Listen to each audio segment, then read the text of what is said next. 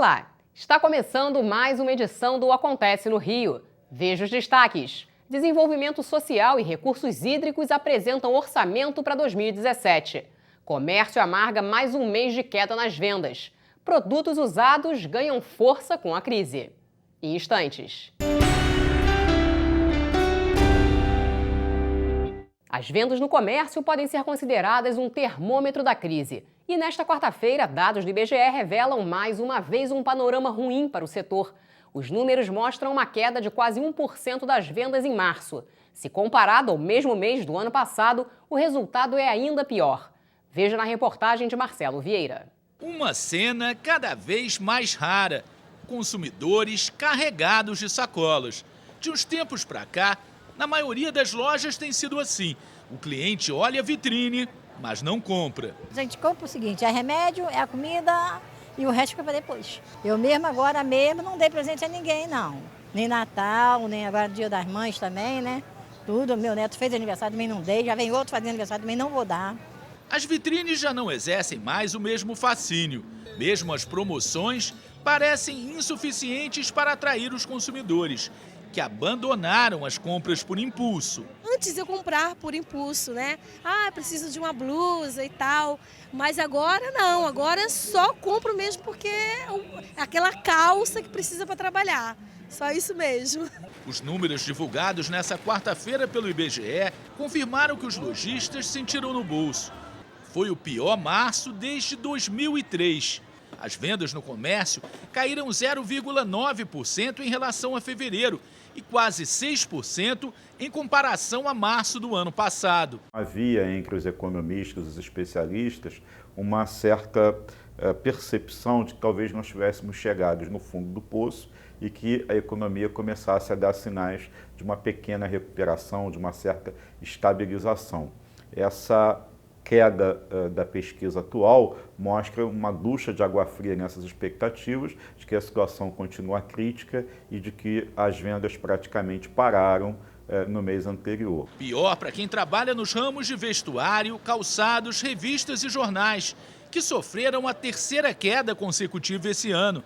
A área de alimentação teve o maior recuo nas vendas em comparação a fevereiro. As pessoas que compravam 2 quilos de carne para a semana estão comprando estão tentando usar a criatividade na hora de montar a alimentação, estão trocando marcas mais caras e que usavam antes da crise por marcas promocionais e mais baratas. Então, de alguma forma, o consumidor, naquilo que ele consegue, na sua racionalidade de decisão, ele vem fazendo para não se endividar, para tentar manter o seu orçamento equilibrado e, de alguma forma, manter uma satisfação nos hábitos de consumo sem gastar muito mais.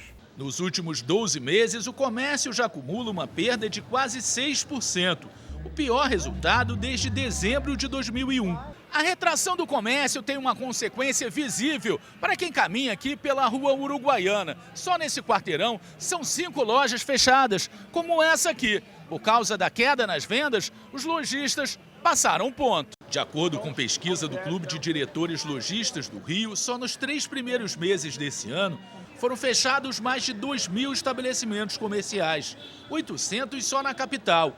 Em comparação com o primeiro trimestre do ano passado, o crescimento de lojas fechadas no município do Rio ultrapassa a 17%. O Dia das Mães era uma esperança para quem ainda sobrevive no comércio, mas as vendas decepcionaram. Em tempos de crise econômica e indefinição política, ninguém acredita em uma recuperação a curto prazo. Nós teremos um governo de transição até o final do ano. É possível que tenhamos um período de ajustes na economia, né? Então, é um governo de tiro curto e um governo com uma missão muito específica, tentar consertar aquilo que está errado e restabelecer a confiança da sociedade na economia. Então, é possível que nós tenhamos um 2016 não tão ruim quanto foi 2015 e talvez possamos ter sinais de estabilidade e melhora em 2017. As vendas no comércio estão em baixa, mas os consumidores não deixaram de comprar. Apenas mudaram os hábitos. O resultado é que grupos de desapego pela internet e bazares de roupas usadas estão bombando em plena crise. Mulher e compras, um casamento que sempre deu certo, mas que anda em crise. Sim, a recessão também azedou a relação das consumidoras. Dá pena de ver um movimento nas lojas de vestuário e acessórios femininos. Mas afinal, como elas estão conseguindo manter a elegância em tempos de crise? A resposta está na criatividade. Os chamados bazares do desapego são a última moda para quem quer passar por esse momento de perrengue sem descer do salto. Vou experimentar esse sapato aqui. Funciona assim. Um grupo de amigas se junta para vender peças que elas não usam mais. Geralmente, o bazar acontece na casa de uma delas. O critério é bem simples. Tem que ser bom e barato. A diversidade é grande, tá? A gente busca produtos de tudo quanto é tipo, né? Para ficar uma coisa bem diferente, para ter para todos os públicos, né? Só que a gente usa um critério bem específico, né? Que as roupas têm que ter qualidade, né? Não pode ser nada rasgado, nada danificado.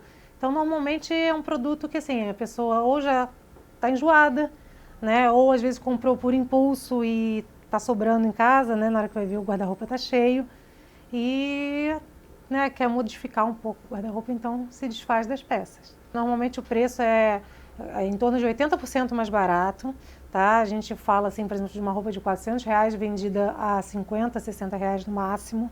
Patrícia, que trabalha no comércio, cedeu a loja e está preparando um bazar para o próximo fim de semana. As mercadorias não param de chegar, é cada tentação. A gente está saindo um pouco do preconceito, né, daquela coisa de roupa usada, né, para uma coisa mais chique, né, assim, até interessante para quem nunca teve oportunidade de comprar roupas boas, de qualidade. O economista Gilberto Braga diz que este tipo de iniciativa tende a se multiplicar no Brasil. É uma tendência dos tempos atuais em que você vai segmentando as culturas, as atitudes e as preferências de consumo. No momento de crise, isso tende a se acentuar ainda mais. E isso é o que acontece no Brasil nesse momento. Ele explica que os bazares são vantajosos tanto para quem compra quanto para quem vende. Para existir o comércio, tem que ter quem vende, também quem compra. Então, na verdade, o preço é sempre um equilíbrio das duas expectativas, do lucro de quem quer vender e de quanto quem quer comprar pode gastar. Para acompanhar esta tendência, muitas lojas estão fazendo bazares virtuais, uma maneira de atrair as consumidoras com um clique. A maioria das grandes redes tem também uma loja virtual para tentar combater esses encontros de bazares que estão se organizando, ou seja, já que querem o bazar, eu mesmo vou fazer o meu. Nos momentos de crise, as mulheres sempre encontram alternativas para salvar o casamento. As secretarias de Desenvolvimento Social e de Saneamento e Recursos Hídricos apresentaram as metas orçamentárias para 2017 em audiência pública na Câmara. A Secretaria Municipal de Desenvolvimento Social repetiu a mesma apresentação dos últimos 3 anos.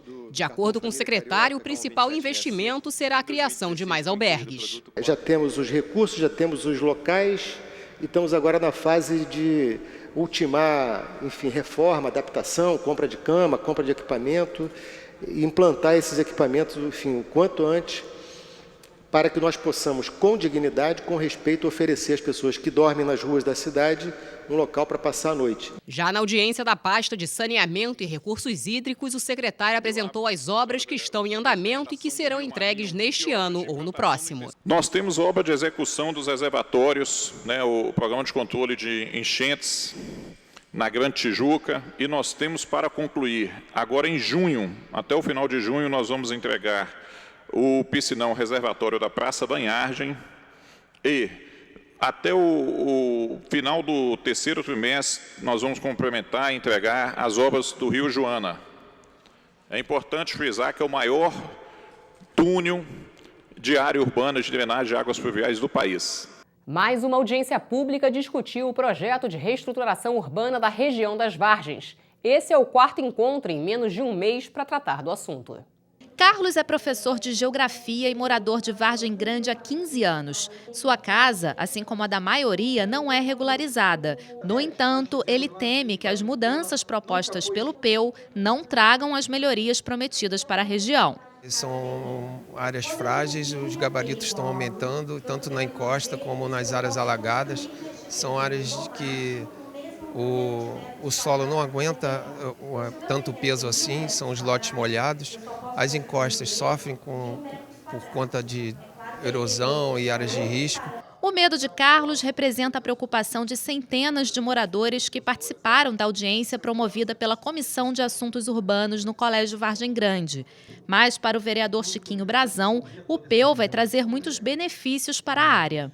Temos que estar acompanhando para que esta votação que teremos na Câmara em breve, votando o PEU de toda essa região, que foi feito os estudos, para que ela venha ordenar esse espaço, para que a gente possa ter um crescimento ordenado, nunca perdendo a qualidade de vida dessas pessoas que escolheram esse recanto para morar. Outra preocupação dos moradores é sobre a possível remoção de famílias após o PEU. Mas as técnicas da Secretaria Municipal de Urbanismo garantiram que, caso alguém seja removido, será para o próprio bairro. E o Acontece no Rio fica por aqui. Você pode rever este e outros programas no nosso site. Acesse câmara.rj.gov.br. Até amanhã.